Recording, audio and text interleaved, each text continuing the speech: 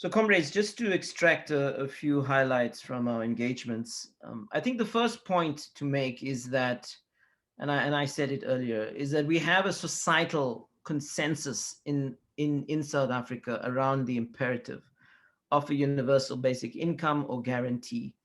And it's expressing itself in different places.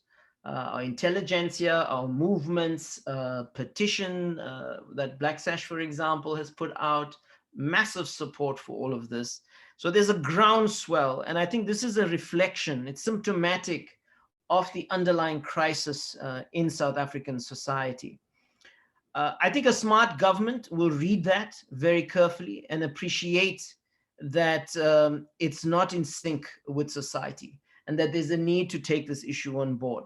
This also has implications for NEDLAC, it has implications for Parliament, and so on. But it further affirms that we have got to crank up that societal consensus. We got to strengthen it, we got to embolden it, we've got to empower and arm it with stronger arguments and perspectives, and I'll come back to that. It's clear that in our discussion that many of our comrades and colleagues have spoken to the depth of crisis. And Hein was very crucial in highlighting what we have as a 40 to versus 60% society. 40% wage earners really at the front line of reproducing this country, and the vast majority, if you like, surplus. And that reality is going to be exacerbated now and going forward. We also have a working poor amidst that 40%. So we really have a precarious society.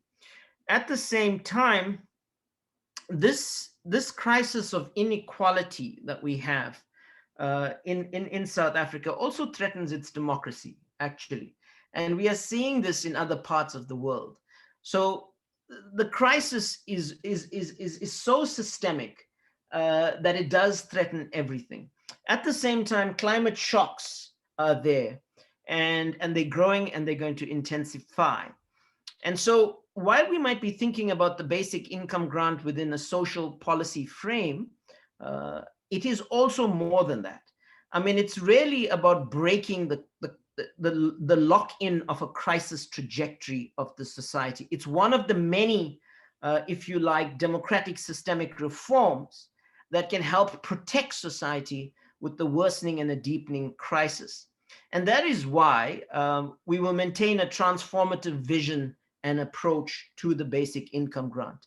It helps displace that locked-in crisis trajectory. And for us, that means we've got to continue deepening the struggle and deepening the fight for the universal basic income grant. Now, the empirical arguments for it are compelling, and we've heard that. We don't need further experiments. We don't need further trials, etc. We've also learned from the empirical evidence shared, particularly around the macroeconomic modeling, that this could change South Africa dramatically. It could hit wealth inequality, it could hit income inequality, and we can really produce a better society with this democratic systemic reform and others that are necessary right now. So the case for a basic income grant is incontrovertible. It's compelling, and where we are going now with the technical work is to strengthen that case. Now, in terms of the technical aspects, I think there's some wonderful work to bring together. Hein's work, the work done by Gillard and IEJ and Neil and others, as well as Asgar's work. And this helps us talk to the moment, but also beyond. It helps us talk to the basic technical questions, the levels, the who, the inclusion question, the costs, the financing, and of course, different kinds of propositions. And in a sense, it's very important to kind of surface this because we are now entering a different moment. I think there's a realization, and the SONA is going to reflect this. I think the budget speech is going to reflect this, that there has to be a response to the total crisis in our country. So how we position this technical discourse as part of strengthening the societal consensus is very, very important. It could shape the narrative going into the SONA. It could shape the narrative from below going into the budget speech. I think comrades have put up some important tactics. The issue of a Twitter storm, I think, is something that we'll definitely look into around and encourage around the budget speech. There's the issue of translating the technical consensus document and maybe drawing on the work that's already done. Neil shared some amazing graphics, etc. But to bring all of this together in one place and to put this out there. Where we are right now is that we want to work towards at least the 5th of February to bring all of this together into a UBIG now document.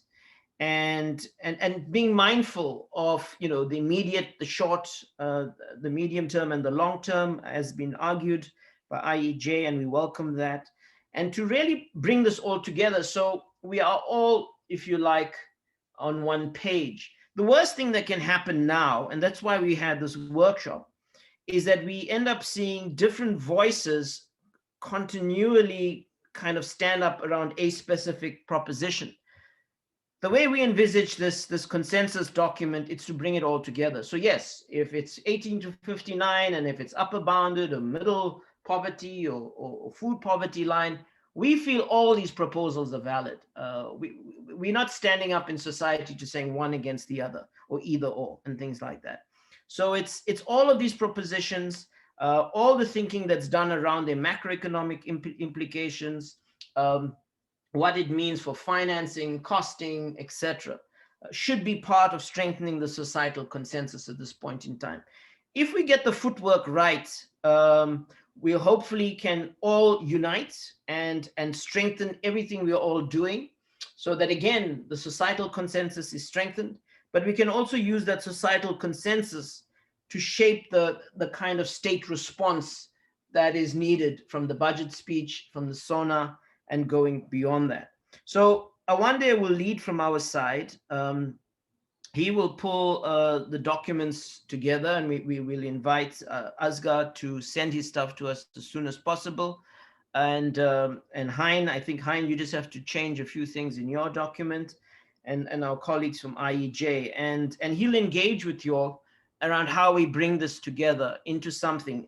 We don't need a long document. We need something that is crisp, that is accessible to people, but it makes the arguments at a higher level. We have to debunk Tito's fiscal deficit management arguments. We have to debunk the austerity arguments. And I think we can. From the work that's been done, we can show that there's a dynamic macroeconomic process that can come out of this policy choice, even if it's graduated over time. But in the end, it's beneficial for the economy and, most importantly, beneficial for society. So it's some powerful arguments that we can unleash in the coming days and weeks to strengthen the trust for a basic income grant in South Africa. So, comrades, we're hoping that by 8th of February or just before SONA, we could launch something together with yourselves. And we have over 237 organizations that have endorsed the Climate Justice Charter. The Climate Justice Charter calls for a universal basic income. We see this as, if you like, one policy thrust coming out of the charter. And so it's work that we're going to continue doing this year, elaborating other policy aspects of the charter. So this is our proposed way forward.